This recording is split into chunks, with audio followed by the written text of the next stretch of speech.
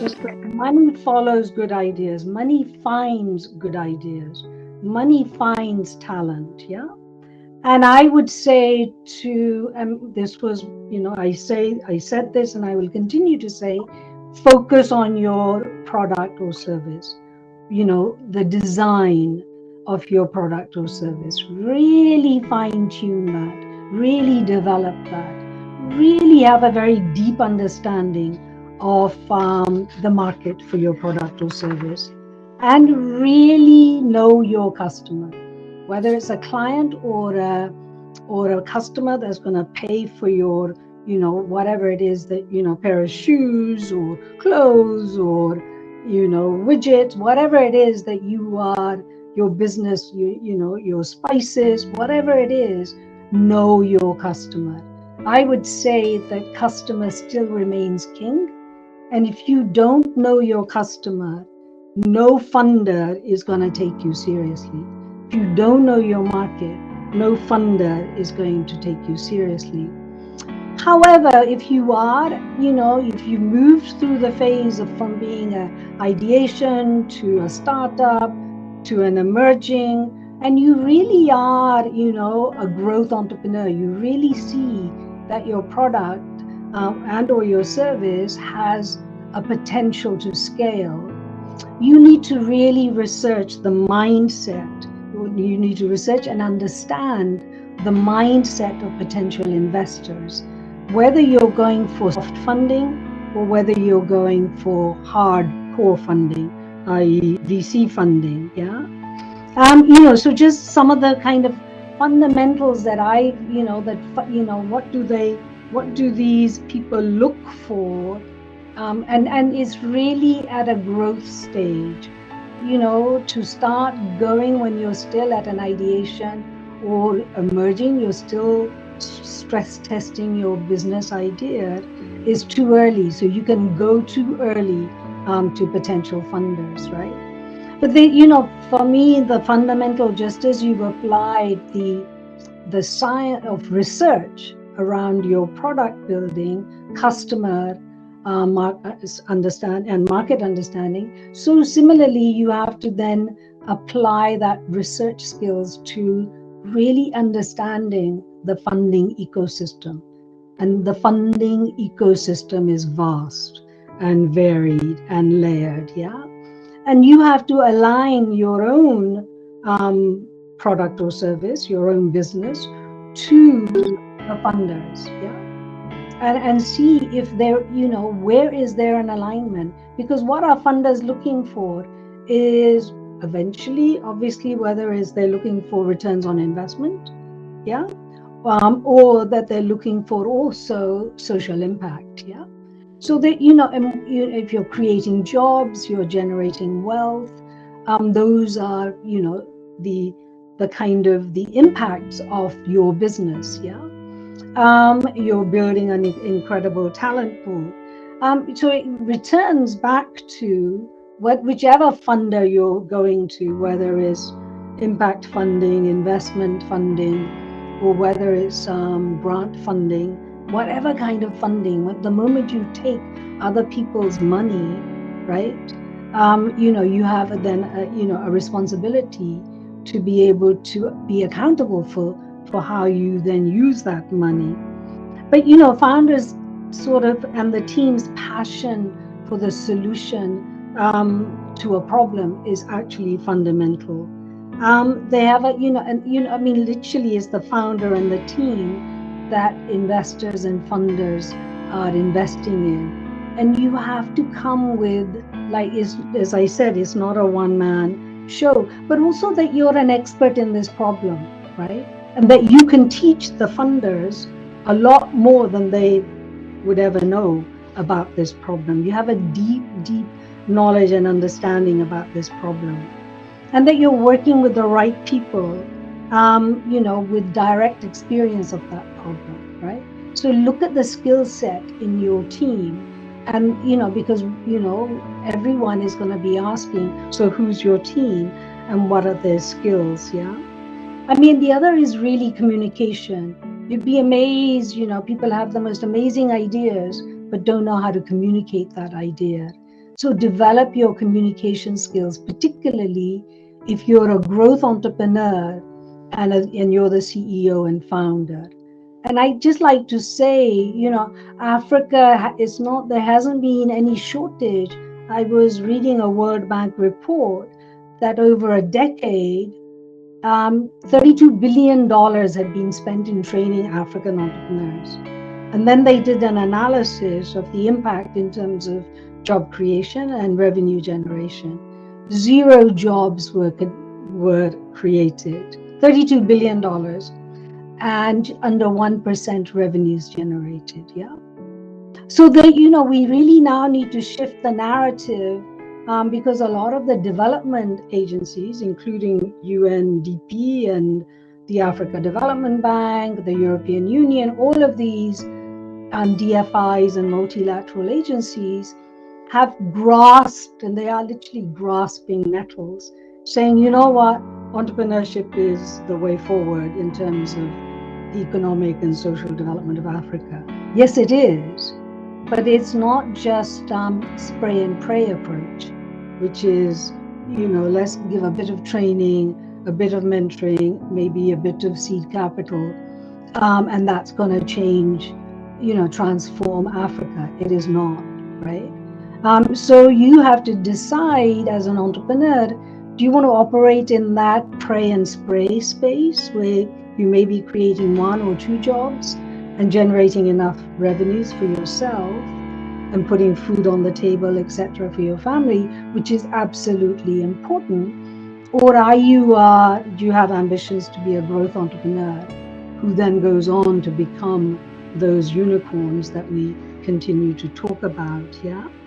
I think it's really important when you're thinking of going for funding that you do, and Nadia has already touched on that you show evidence of traction.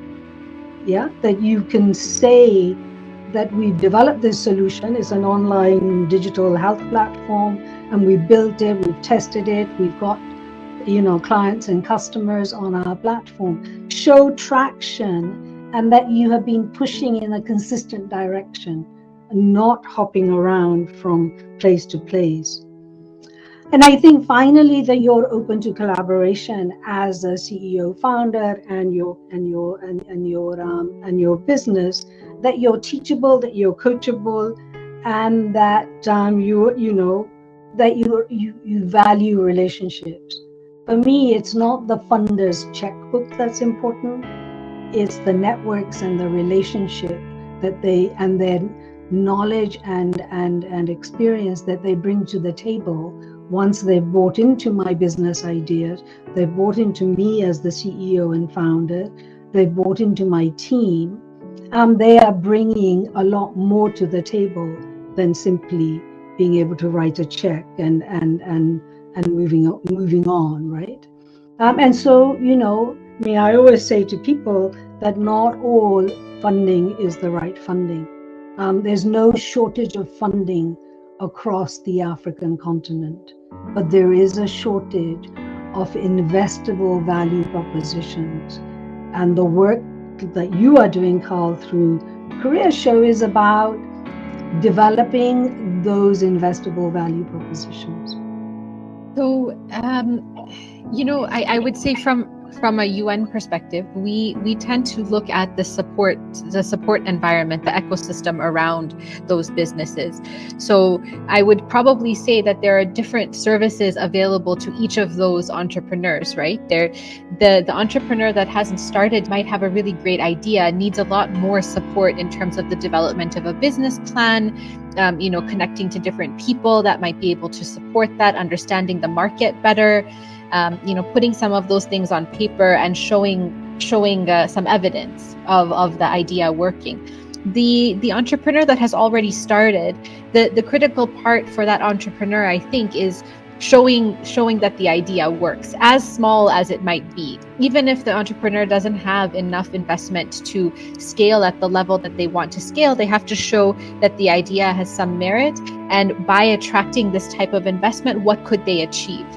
And so from my side, I would say we work on the regulatory environment, on the policy environment, on some of the ecosystem areas that Parminder was saying. So if you can as an entrepreneur, if you can look at that environment and say, by giving me this investment, I will be able to leverage the environment. I will be able to leverage the market that's there. This is what's there. I'll be able to leverage other investors or other opportunities and services that are available. And you have to show that there's some advantage there. I think that's what an entrepreneur who's already started, they can show some success in that area. So I would say probably different. I'm not going to pick one, but I'm going to say that maybe there's different services and different angles in the ecosystem for each of those entrepreneurs.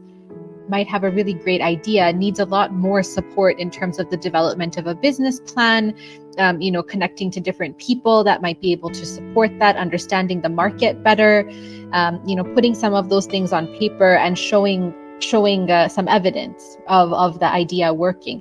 The entrepreneur that has already started, the critical part for that entrepreneur, I think, is showing that the idea works, as small as it might be. Even if the entrepreneur doesn't have enough investment to scale at the level that they want to scale, they have to show that the idea has some merit. And by attracting this type of investment, what could they achieve?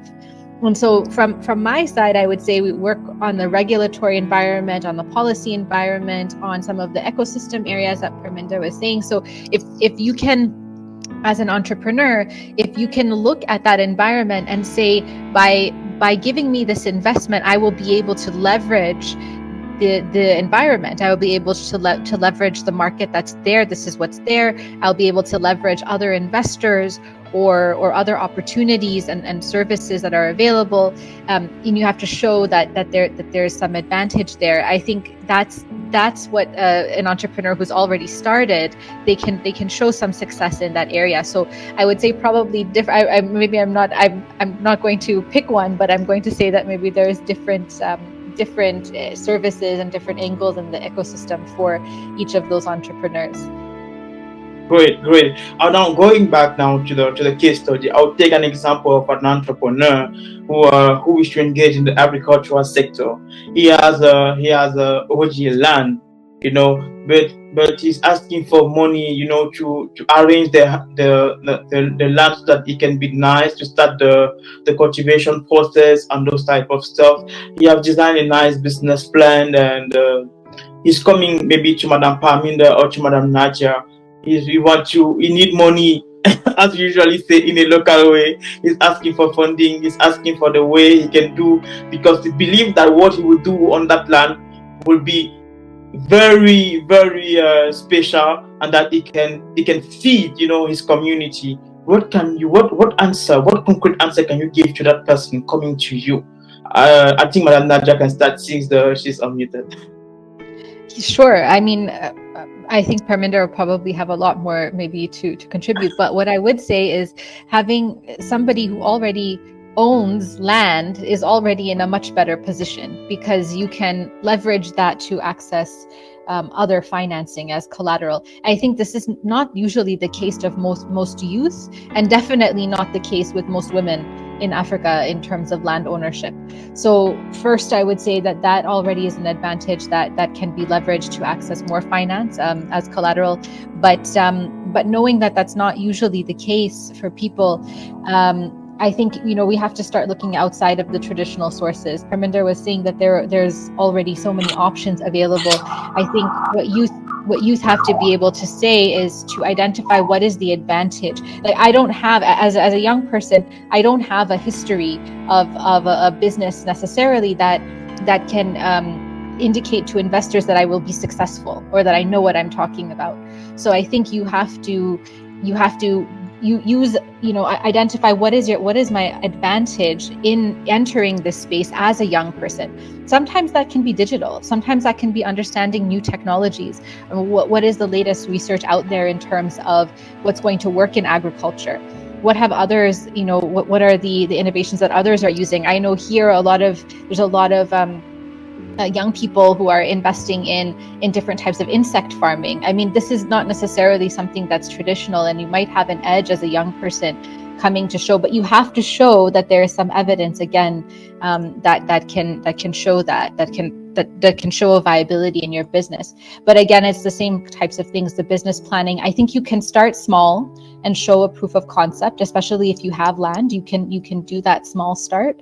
But I also think that you have to have a degree of humility to be able to be adaptable. And Parminder mentioned resilience, and I think part of being resilient is being adaptable. So you focus on your goal rather than on a particular, way to get there. It's you might need to change your approach, or you might need to change the way that you do things as you test and learn, but you shouldn't feel that it's a failure. I think most, there's something like 85% or something of SMEs that fail at least once as they're starting. And so this just needs to be part of the way that you work. You have to understand you'll try some things that won't work, but you're not alone. It happens to most businesses. And the funding environment, the formal finance environment doesn't always know how to deal with that, doesn't know how to assess the risk in that. So you just have to keep trying new things and be able to, again, show that that's going to work. But I would say to be adaptable to that and learn as you go. Wow, that's so amazing what you're saying, Madam. And before going to the next part, where we go deep in what concerns trade opportunities, I will now just ask you, Madam, what are the available regional funding opportunities for startup in Africa? If you have maybe information that can be beneficial for those listening to us who wish maybe to raise funds for the project, you are open maybe to share some or tell us more about it. Thank you. Well, the UN doesn't usually. There's other parts of the UN that invest directly in businesses. As I said, we look more at the regulatory and the policy environment and the other parts of the ecosystem. But what I would say is that there's a couple of suggestions. One is go through business associations. You'd have to look around and see what the value of joining those associations is. But there are many. They could be your chambers of commerce. They could be associations specifically for SMEs or for youth. They could also be sector specific, and sector specific is great because you get a lot of the knowledge sharing that Parminder is talking about. But they also will direct you appropriately to funding opportunities, connect you to investors. There's also some options. Even they're also provided by the government, but also by the associations for things like credit guarantees. So they can guarantee your loan or something like that you might need for your business. The incubators as well that Parminder is talking about. There's incubators and accelerators for businesses. If you're part of them, of course, you have access to that ecosystem. There's also new instruments of financing, innovative financing, blended finance, that you can look at through formal institutions, but also through things like the development banks, like the African Development Bank.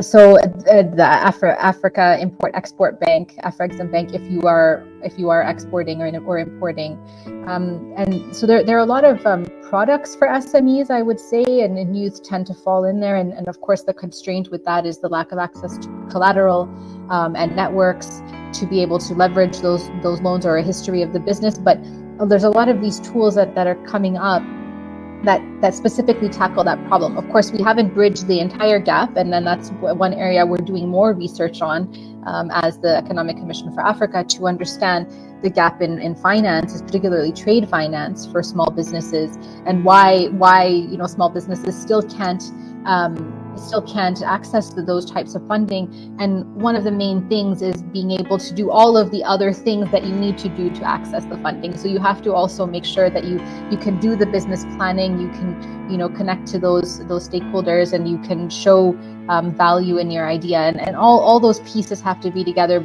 for you to be able to access funding. So it's not just a question of knowing the sources of funding. This is a huge part of it. And of course, there are some tools as well that do look at certifying the viability of your business. Afrexim Bank has a Mansa platform that looks at the the investability and creditworthiness of businesses. So there are ways you can get your business onto some of these platforms that will indicate to investors that you are viable and you're a credible business. But you still have to be able to do that. You have to do all the other work of getting your business up to that point. It's not just enough to, have access to an institution, a financial institution, and ask. Definitely ask, but you have to do all the other components as well. Wow, great. I think Madam Parminder Hasham just something to say. It's beautiful because Nadia, you've really ticked. I was just, a lot of the, but ultimately what Nadia is saying is do your research. Whatever sector that you're in, each sector has a very unique, specific funding ecosystem. Do your research. There's no shortcuts to funding. As a filmmaker, I spent 25 years plus going from an idea for a film to screen. And and often it would be like endless meetings and just hanging around, potential commissioning editors or funders, just absorbing and understanding. And then, I don't think I was lucky. I think it was my research that enabled me so that when I did distill my idea for a film and I pitched it to the right person with the right information, I've always got commissioned to make the films, right?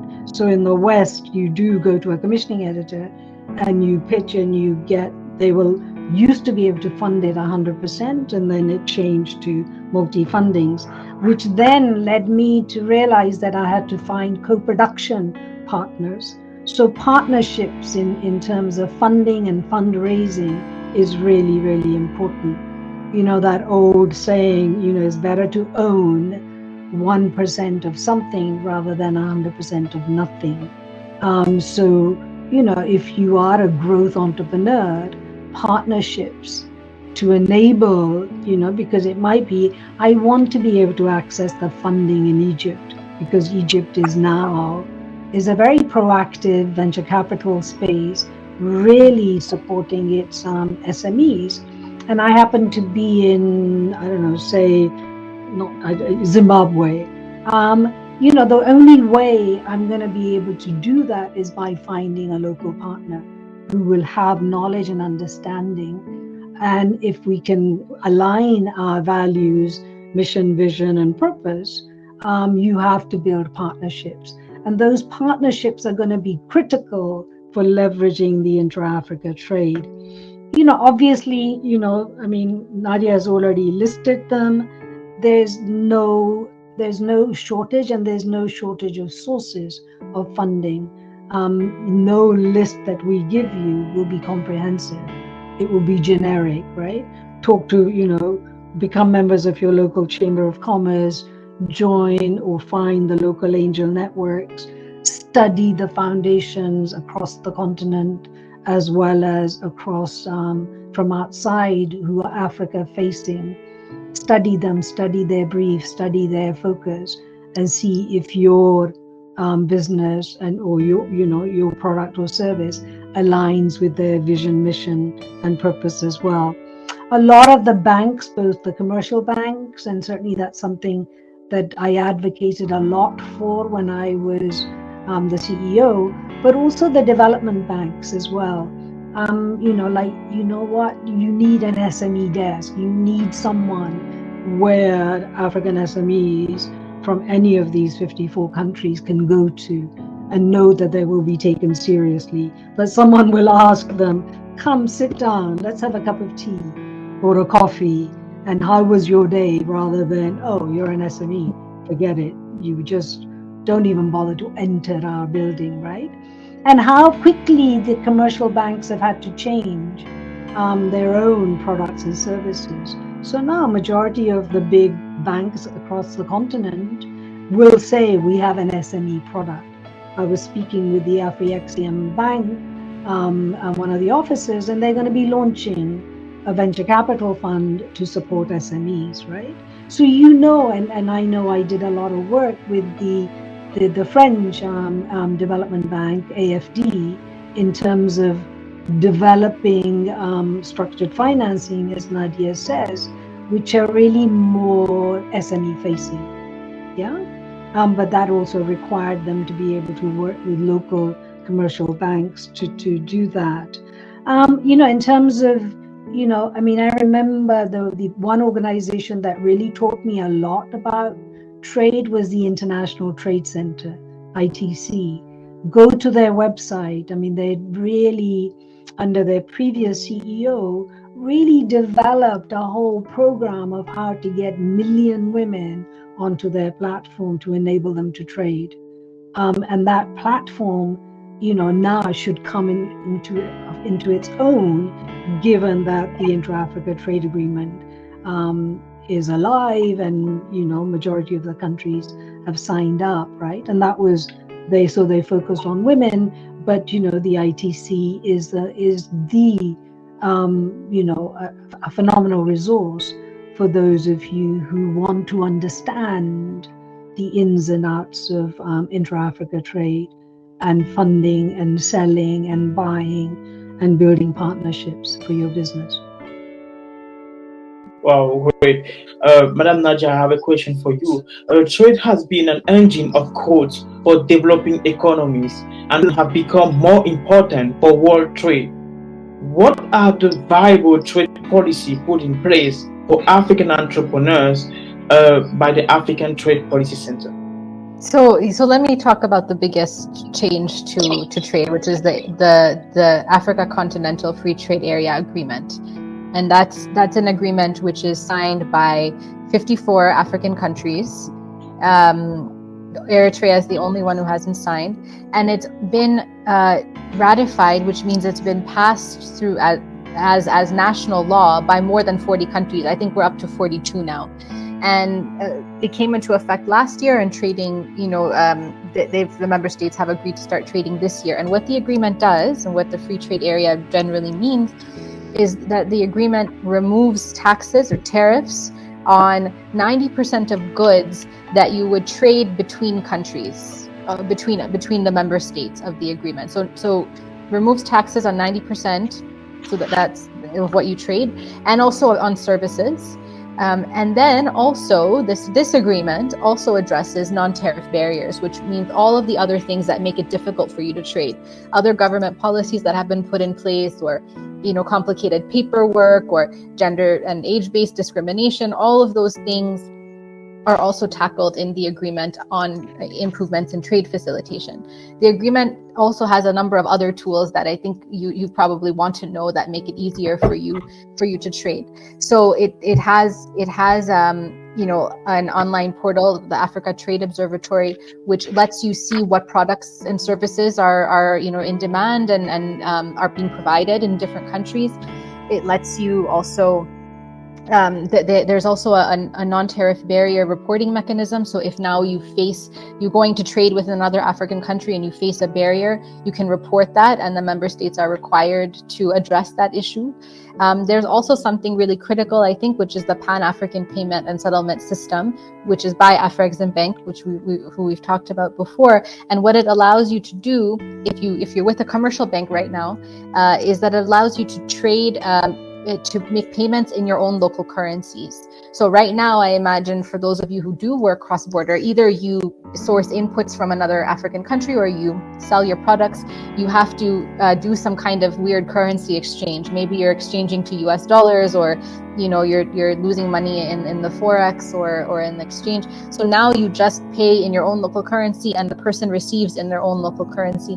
So there's all these other supportive tools around that ecosystem that we were talking about. And ultimately what this means is now when you don't have taxes on the goods and services that you're providing across the border, and also a lot of those barriers to trade are being addressed, it means that you have access to a wider market. So now instead of just providing for the customers in your own country, you can provide to the customers in the rest of the continent as if they were in the same market.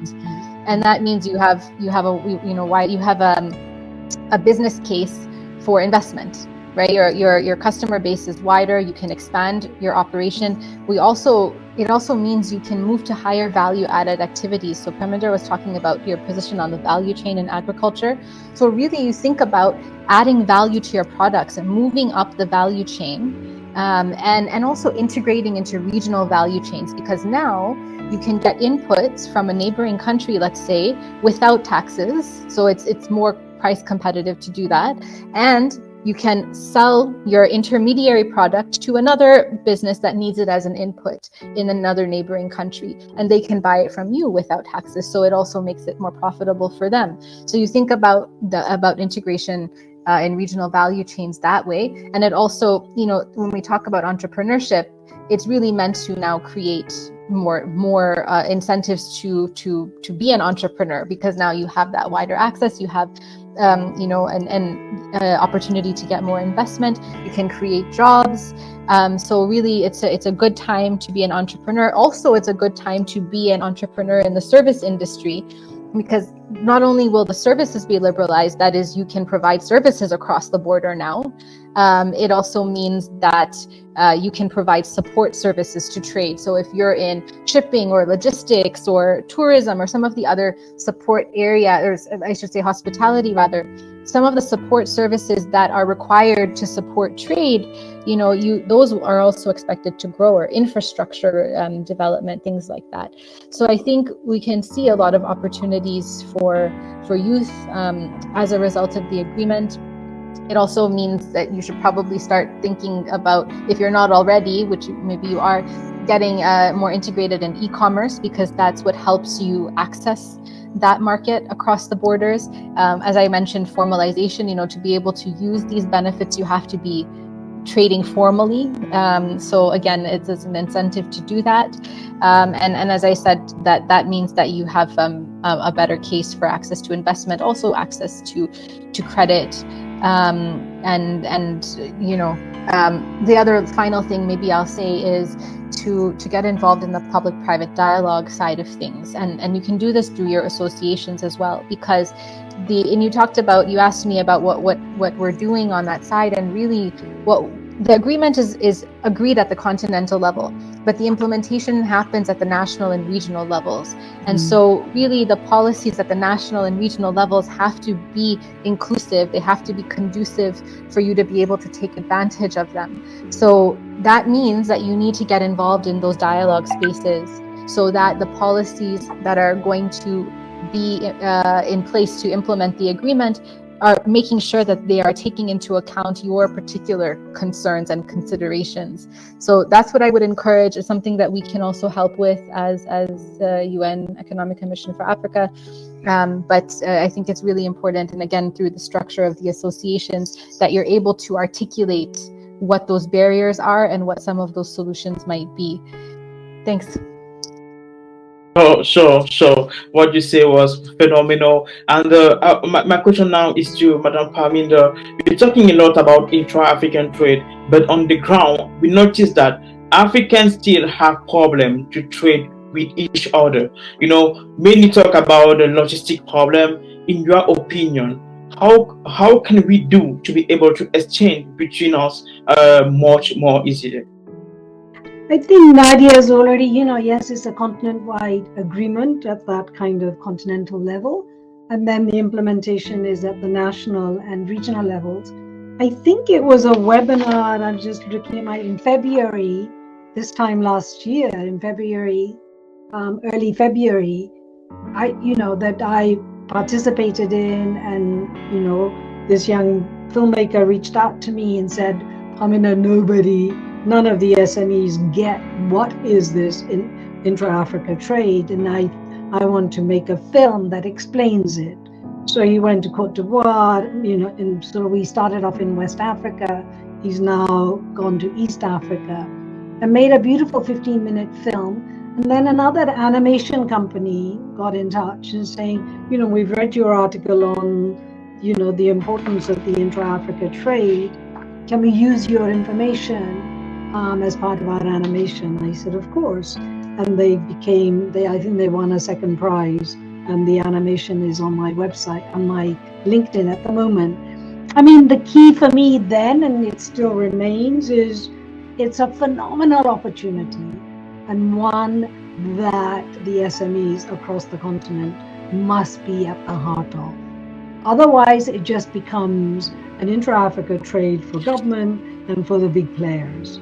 And my appeal call to the UN agencies is do everything that you can to capacitize, to inform, to enlighten, to support the African SMEs, whether they are ideation, emerging, growth, whatever phase they're in, to take full advantage of this. So it just doesn't become another way of extracting stuff out of Africa into the rest of the world, and rather than actually investing.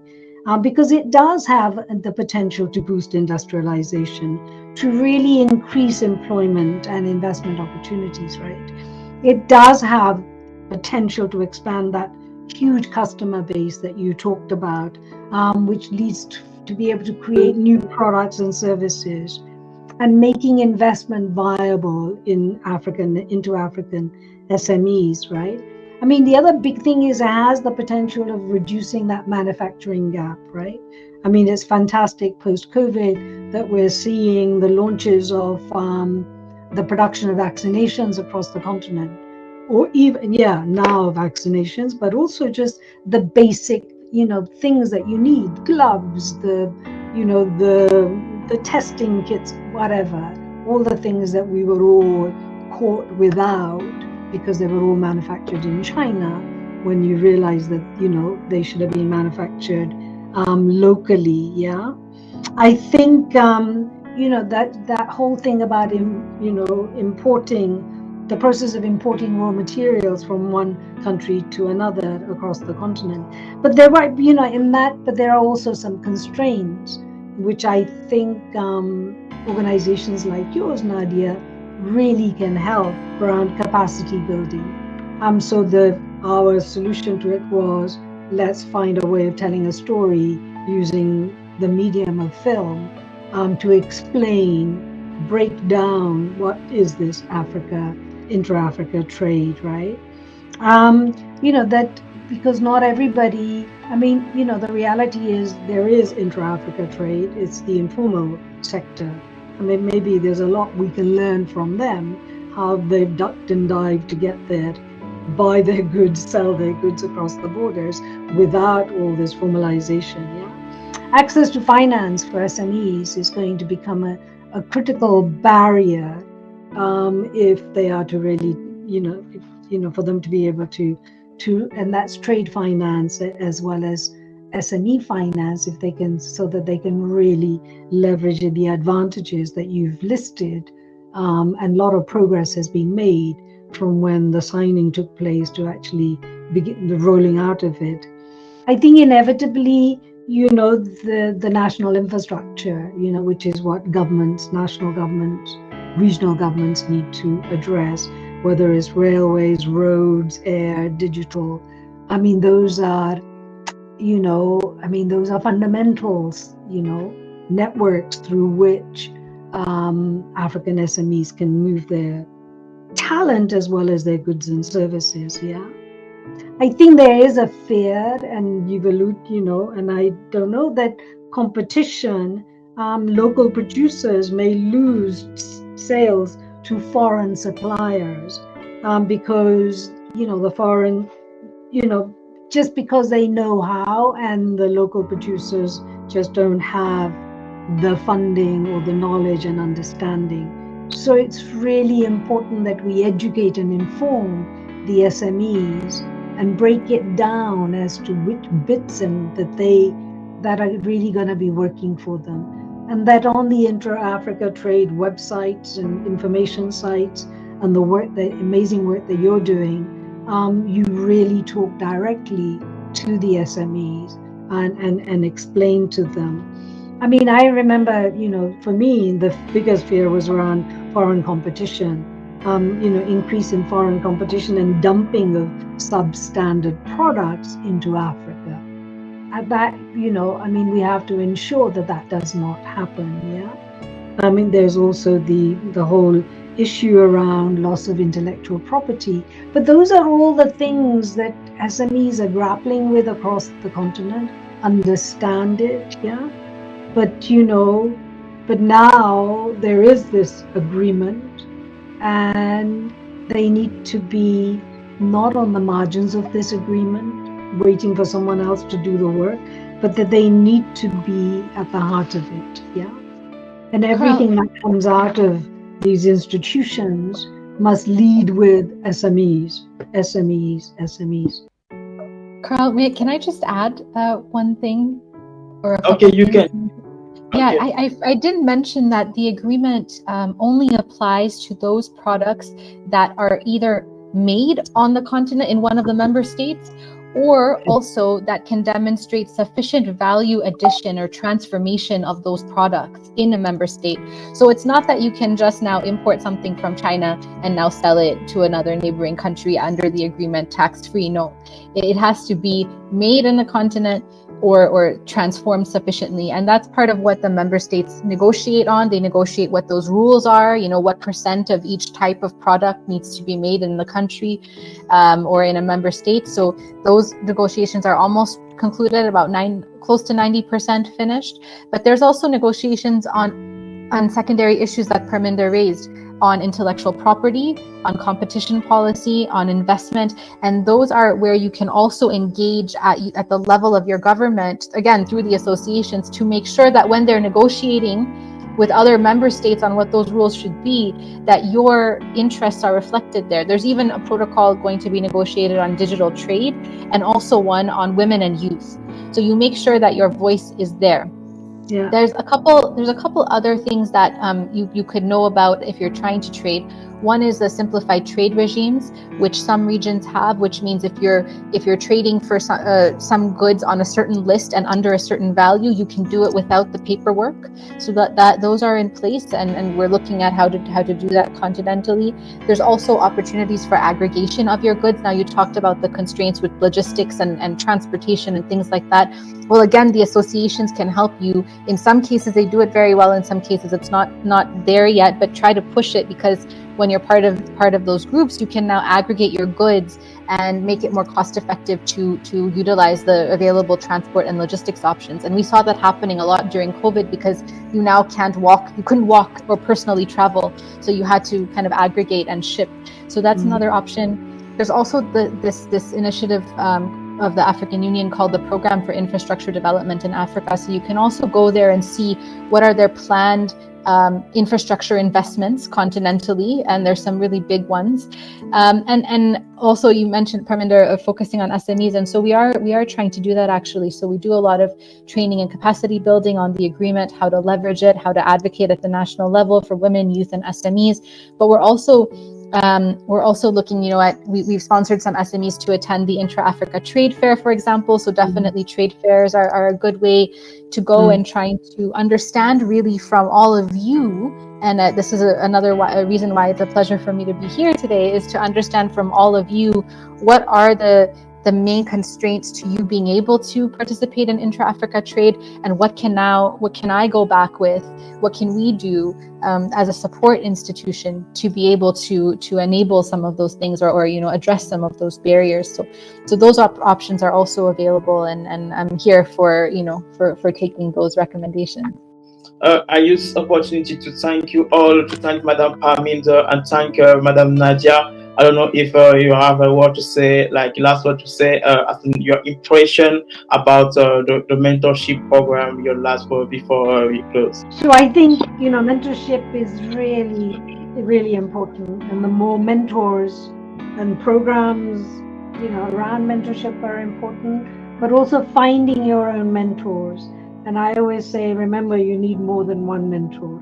So, the value of the mentor, what is the value you get out of either a mentoring program or a mentor is what you put into it yourself. It's a two-way conversation.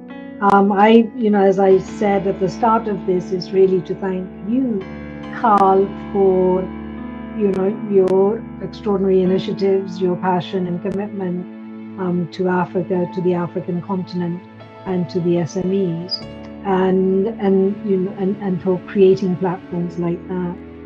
And for the entrepreneurs, squeeze as much as you can from this experience, from the interaction that you've had with other people who are participating in it.